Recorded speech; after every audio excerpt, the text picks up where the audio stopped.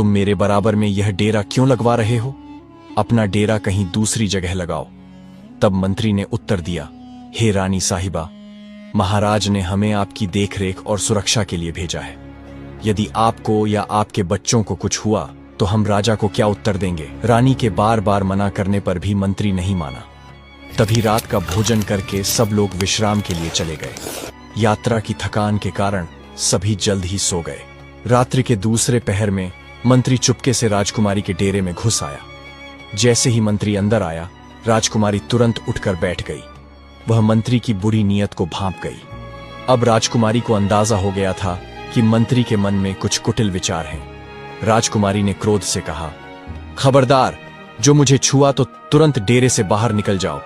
राजकुमारी ने मंत्री को बार बार बाहर जाने को कहा, लेकिन मंत्री ने उसकी एक भी बात नहीं मानी और धीरे धीरे आगे बढ़ता चला गया।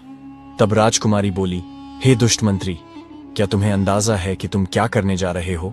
भलाई चाहते हो तो अभी डेरे से बाहर निकल जाओ। राजकुमारी की यह बात मंत्री ने अनसुनी कर दी।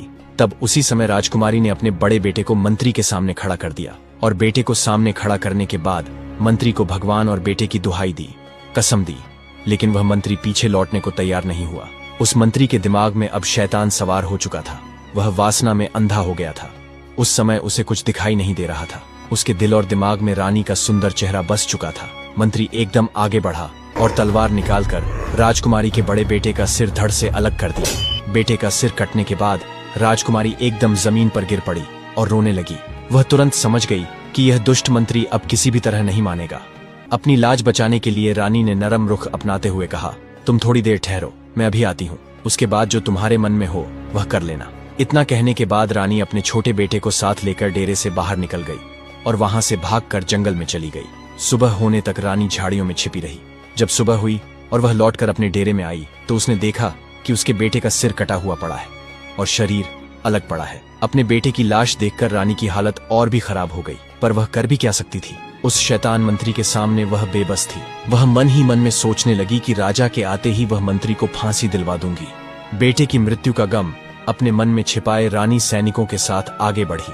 चलते चलते जब शाम हुई तो उन्होंने अगले पड़ाव के लिए एक और जगह तंबू लगाए। अब दूसरी रात के लिए नया डेरा डाला गया।